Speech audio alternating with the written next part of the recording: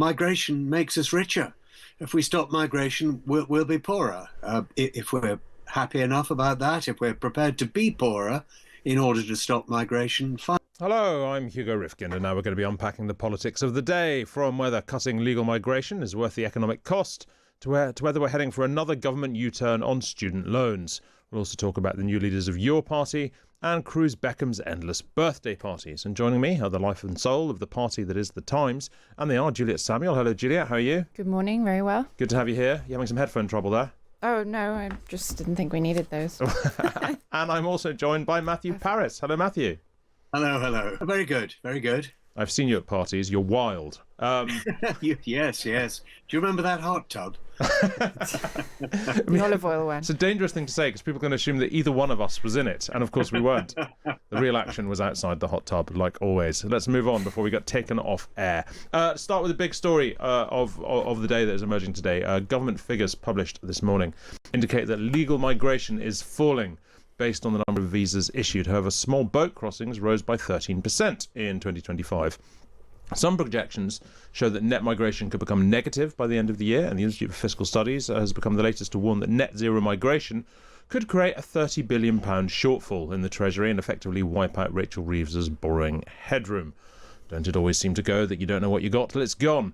Matthew, what should we think about this? Look, because legal migration is falling. We'll come to channel crossings in a minute. Migration is falling, but even if it does fall, the economy is going to be in a mess. Is the government succeeding or failing? I can't figure it out. Well, the government is succeeding in doing what the electorate wanted to do. But this report suggests the electorate may not entirely realise what some of the other consequences of those things would be. Migration makes us richer. If we stop migration, we'll be poorer. If we're happy enough about that, if we're prepared to be poorer in order to stop migration, fine. But people should know. Well, I mean, I guess we'll be poorer as a big we, as in a country, but perhaps not as individuals. Juliet? Yeah, I don't think the evidence backs up what you just said, Matthew. On a per capita basis, which is what matters to people, how much wealth per person there is in the country, there's no evidence that migration makes us richer. And there's certainly no evidence that migration as a whole, all types, all profiles of people, makes us richer. And in fact, it's very clear that some types do. If you have very high earning PhDs who have skills in areas that we lack, that obviously does make us richer and more productive. But if you have a huge wave of people coming in, like the Boris wave, for example, where only 1 in 5 of those people even had permission to work in this country, then it seems extremely unlikely that that makes us richer. And I think that the consequences of that are really only starting to work themselves through the economist models, and they haven't even started to be entered into the Treasury models. I'm loath to have you both fighting already, but on the other hand, why not? Matthew, your turn. The column itself points out that most migrants are likely to be more productive than most of the native population because they've come here to work. They do work, and they tend to leave before or at the age of retirement, so they don't cost as much in pension. So, well, I just don't know if Juliet is right that this will not impoverish us in any other way. But what it certainly will do is rob us of people to work in hospitals, hospital porters, care workers, apple pickers, all those people. Okay, maybe there will be British people who step up and do the apple picking, though I suspect for rather higher wages. Yeah, I mean, Juliet, what do we do about all the jobs that immigrants do once we cease to have immigrants? And it might sound melodramatic to say once we cease to have immigrants, but that is kind of more or less what we're looking at. I mean, do we need to pay people more? Do we round people up and do we press gang them off the street and drag them away from Netflix and their PlayStations? What do we do? Well, yes, that would be a good start. But I think, firstly, there's a weird dichotomy between, whenever people talk about AI, they're worried about job losses and mass unemployment. And then when the same people talk about immigration, they're suddenly worried about the labour shortage. But I think that if you take the example of care workers, which was the biggest driver behind the Boris wave, where we had 1.2 million gross and 700,000 net, extraordinary numbers coming in. The Migration Advisory Committee has been saying for years that the answer to the shortage of social care workers is not more migration. The reason why we have a shortage of social care workers is that the pay and conditions for those jobs are appalling. And in fact, what you do when you import hundreds of thousands of people to do those jobs is you temporarily plug a gap in some of the care homes that rely on these sorts of jobs and the pay and conditions that go with them. But then those people very quickly realize they're not getting a very good deal and they move on to other stuff. The turnover is extraordinary. And the labor shortage that you're plugging never equates to the number of people that you have actually imported. So what you're doing is persisting with a totally unsustainable system, which is offering very bad jobs based on the fact the government is systematically underfunding this sector. But then on the other hand, if you put up wages for care workers considerably, then the government needs to spend more on social care, and at a time when the government has less because we have fewer immigrants. Well, the truth is that people themselves who are receiving the care need to spend more on social care, and everyone is terrified of touching this since the 2017 election, when Theresa May actually tried to do something about it and get more private wealth into the social care system, because we have a huge ageing population. Most of these people own their own homes. They've benefited from a massive value uplift in them, and some of that needs to go into the social care system. That's the truth. Matthew, before... Yeah. Sorry, go on.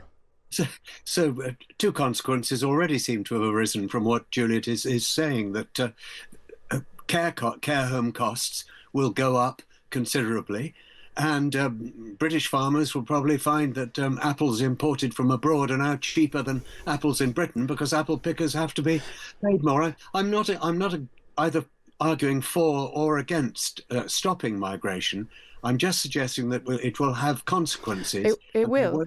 They won't all be comfortable for people. It will have consequences, but and obviously it won't be comfortable because you have an entire system of vested interests that operate on the current way we do things. But the care worker, the idea that this saves us money is an illusion. The care worker wave in particular, these are very low-paid jobs. When those people become entitled to benefits, they will be receiving them because they're in many cases below the threshold where you become a net contributor to the system. Most of them brought in many dependents. They're not the same profile as worker as we were having, in 2004, where it was young Polish men and women who, hadn't had children. Many of them are bringing in children who need educating. And even before you get to that, the costs of the impact on infrastructure, overcrowding, all the stuff you need to build, housing, were never taken into account in any of these models. So the cost figures are completely bogus for all of these policies. And that is why Juliet approves so strongly of what the Labour government has just done, right? You mean in terms of migration falling, net migration falling? Sadly... I'm trolling. I'm trolling. Look, all that, we haven't even covered small boats yet, but perhaps we will in just a minute. But if illegal immigration is going up, which you might think is inevitable, because if people can't get in legally, then more will come illegally. But if illegal migration is still going up, do they get any political dividend from this at all? No. No, this is good for reform, and for reform only. It enables reform to say that the major parties all talk about reducing illegal migration, about stopping the boats, about smashing the gangs, but none of them have succeeded. And the boats are still coming, and the gangs are still operating. I supported for the Rwanda scheme, and I still do, until it is the case that anybody landing on these shores illegally knows that within weeks they will be sent to another faraway and not allowed to come back again. Until that is the case, people will keep coming. Juliet. Matthew, I agree with you. What? So, I also supported the Rwanda scheme. The evidence showed very strongly that it would have worked if they had ever managed to get it off the ground. I think this is a growing social civic catastrophe. The flow of small boats and the social division it's sowing, and the practical problems are just getting worse. Well, I disagree with both of you. I thought the Rwanda scheme was nuts and farcical, but who cares what I think? Let's move on. Juliet, look, we've been discussing the fall in net migration, but one group of that remains relatively high is that of Chinese students. You've been writing about that in your column today, and you basically warn about the risk of educating the future scientists for an international rival. Yeah, so my column is about some pretty astonishing number crunching that's been done by an organization called UK-China Transparency, which looks at Chinese influence in the UK.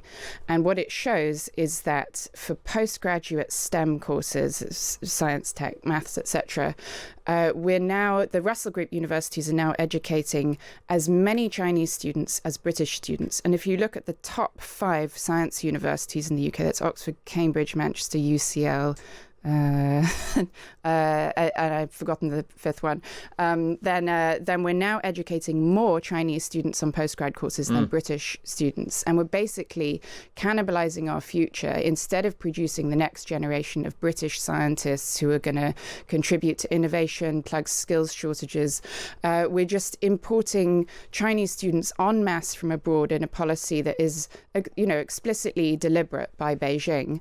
But we're doing it with our eyes closed and educating a bunch of people who we don't even know who they are. They often may have military or security links to the Chinese state. And we just seem to be doing this totally blindly and recklessly. Imperial is the one you forgot. Imperial, I think there we go.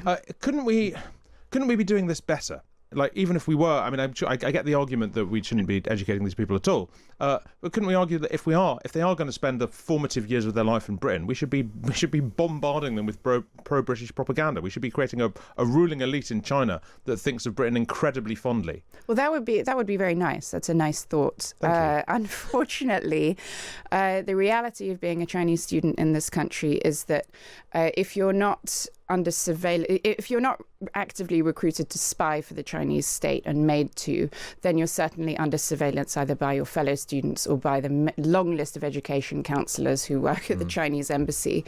That you have, and in fact, on campus, if Chinese students live in a bubble of other Chinese students. They live together, they eat together. There's even cases now. There are so many Chinese students in our laboratories that materials are being produced in Mandarin, so that the Brits don't even get a look in some of these cases. It's changing the fabric of our science system, and it has been doing so for years, and it's getting worse. It's actually making two separate arguments. One is the security risks of having large numbers of people from the People's Republic of China coming over as students.